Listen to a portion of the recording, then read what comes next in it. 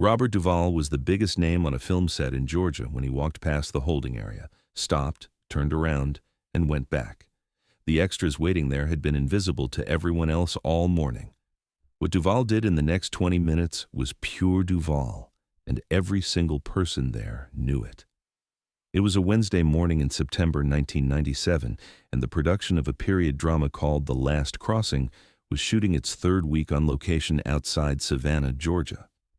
The film was a mid-budget studio project set in the 1930s South, the kind of production that attracts a certain quality of crew because the material is serious, and the director, a first-time feature director named James Calloway, who had made his name in documentary work, had a reputation for running a set where the work was the priority. The script was good, the locations were right, the kind of people who cared about those things had found their way onto the call sheet, which is how productions of this kind tend to assemble themselves when someone at the center knows what they are doing. The kind of production that requires large crowd scenes, period wardrobe, and the particular logistical infrastructure that comes from putting 80 principal crew members and 40 background actors in the same field at the same time and asking them to make it look effortless. The 40 background actors had arrived at 5:30 in the morning, been processed through wardrobe by 7, fed a breakfast that the catering company had scaled for 35 rather than 40, and moved to holding by 8:15.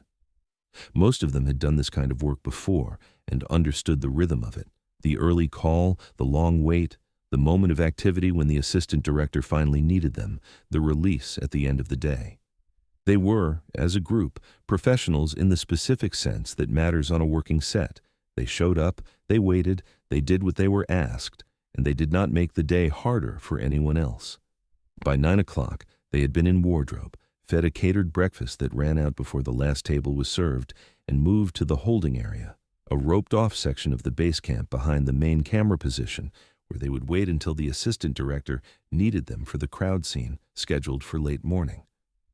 The holding area had folding chairs, a water station, and a partial shade structure that covered about 2/3 of the available seating. The September morning was already warm. They had been waiting for 3.5 hours. This is not unusual in film production, and it is not the result of anyone's particular cruelty. It is the result of a system that has evolved to solve a logistical problem. How do you move 120 people through a complex shooting day without everything grinding to a halt? And that solves it through hierarchy and specialization. The principal cast has its domain, the crew has its domain, the background actors have theirs. The domains do not overlap except when the cameras are rolling, and even then the overlap is functional rather than personal. People are not unkind on most sets.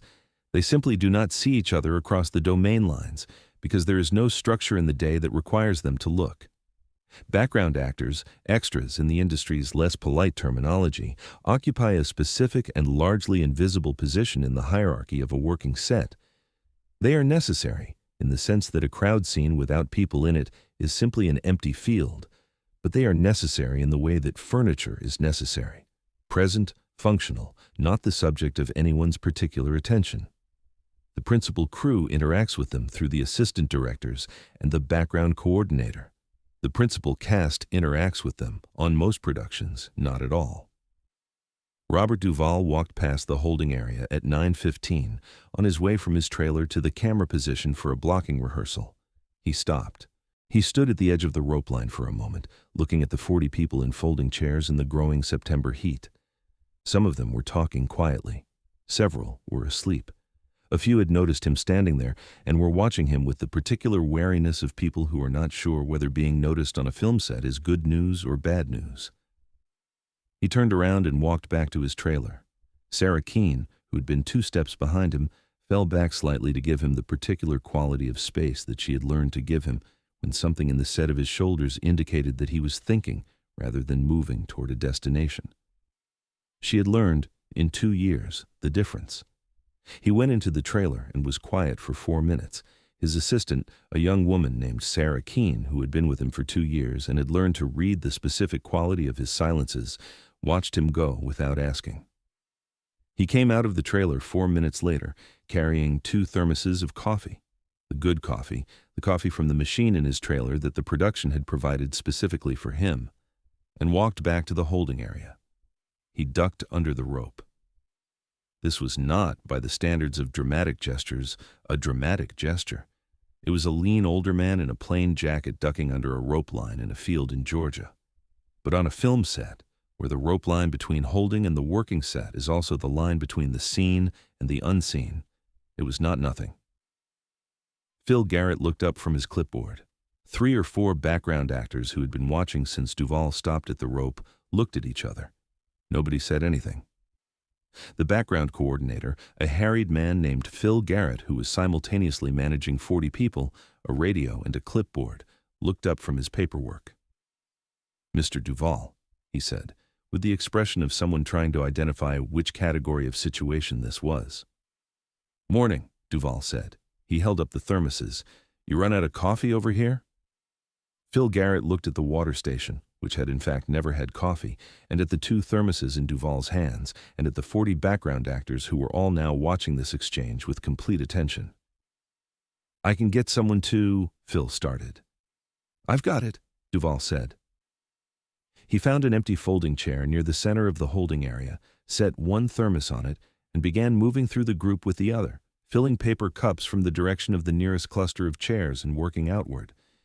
He did this efficiently, without ceremony, in the practical manner of someone completing a task that needs completing, rather than performing an act of generosity for an audience.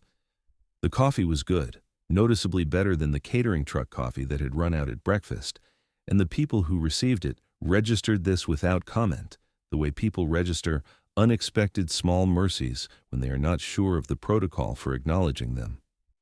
He did this without performance, without the slightly elevated graciousness of a famous person doing something generous for an audience, in the plain, practical way of someone who has identified a thing that needs doing and is doing it. He learned their names. He did this systematically and without drawing attention to the system, moving through the group with the thermos, asking each person, repeating the name back once in the natural way of someone using it, rather than the effortful way of someone memorizing it. He asked a few follow-up questions where the conversation opened one, where someone was from, how long they had been doing background work, what they did the rest of the time.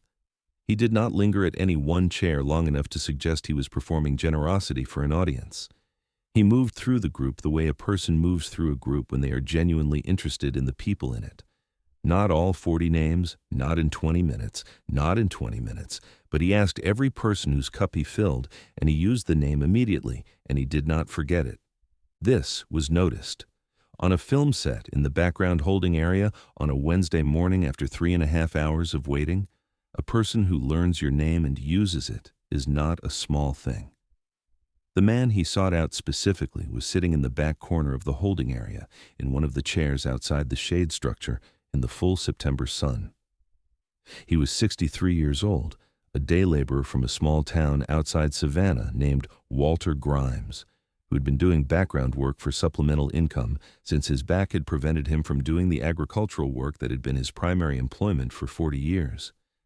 He was wearing the period wardrobe the costume department had issued him, a worn work shirt and suspenders, and he had his hat in his hands and was turning it slowly, the way men turn hats when they are waiting and have run out of ways to pass the time. Duvall sat down in the empty chair beside him. "You're in the sun," Duvall said. "I don't mind the sun," Walter Grimes said. He looked at the man who had sat down beside him with the careful, unhurried assessment of someone who does not hurry his judgments. "You're the actor," he said, "the main one." "Robert Duvall," Duvall said, and offered his hand. Walter Grimes shook it. "Walter Grimes," he said, "I know who you are. My wife made me watch The Godfather 4 times. He paused. I didn't mind it. Duvall poured him a cup of coffee. They talked for 15 minutes, about the heat, about Savannah, about the 40 years of agricultural work that Walter's back had ended, and the background work that had replaced it. About Walter's wife, who had a name, Doris, and opinions, and who had told Walter when he got this job that he should conduct himself like a professional, regardless of what anyone else on the set did, which was advice Walter said he had taken seriously since she generally knew what she was talking about. Duvall listened with the full, unhurried attention that Walter Grimes later said was the thing he remembered most clearly. Not the coffee, not the name, but the quality of being listened to by someone who had no obligation to listen. At 9:40, the assistant director's voice came over the radio that Phil Garrett was holding. They needed Mr. Duvall at the camera position. Duvall stood. He shook Walter Grimes's hand again. "Good to meet you, Walter," he said.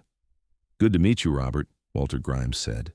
He watched Duvall walk back under the rope line, exchange a word with Phil Garrett, and head toward the camera position where the blocking rehearsal was waiting.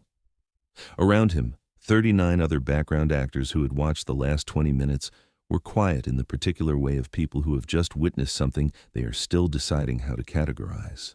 Phil Garrett stood at the edge of the holding area with his clipboard and his radio and looked at his group.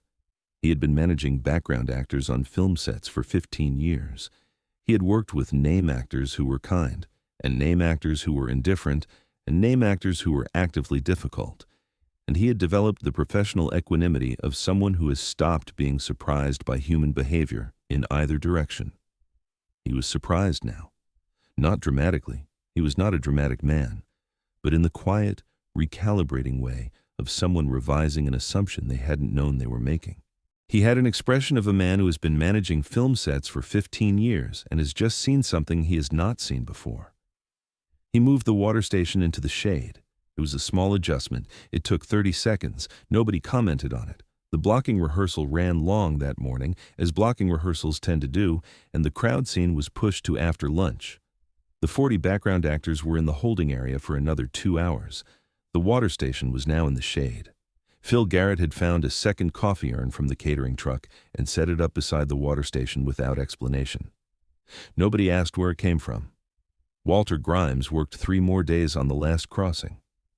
On his last day, when the background work was finished and the extras were released, he found an envelope in his wardrobe bag with his street clothes in it. Inside was a note, 2 sentences, handwritten on plain paper, and a photograph from the set that someone had printed and signed. The note said, "It was good to work with you, Walter. Doris sounds like she knows what she's talking about." Walter Grimes showed it to Doris when he got home. Doris, by his account, did not say anything for a moment. Then she said, "I told you to conduct yourself like a professional." Walter Grimes kept the photograph. It is on the wall of the house outside Savannah, where he and Doris have lived for 31 years, between a photograph of their daughter's wedding and a photograph of their first grandchild. He has told the story many times. He always tells it the same way, starting with the 3.5 hours in the folding chair in the September sun, and ending with the note, and then saying the same thing at the end. He learned my name. In 40 years of doing work where most people don't learn your name, that man sat down beside me and learned my name. He pauses at this point in the telling every time, in the way of someone who has told a story many times and still finds one part of it worth pausing at. That's all it was. That was everything. Doris Grimes, when asked about the photograph on the wall, says the same thing she said when Walter brought it home. "I told him to conduct himself like a professional," she says. "He did. That's the whole story."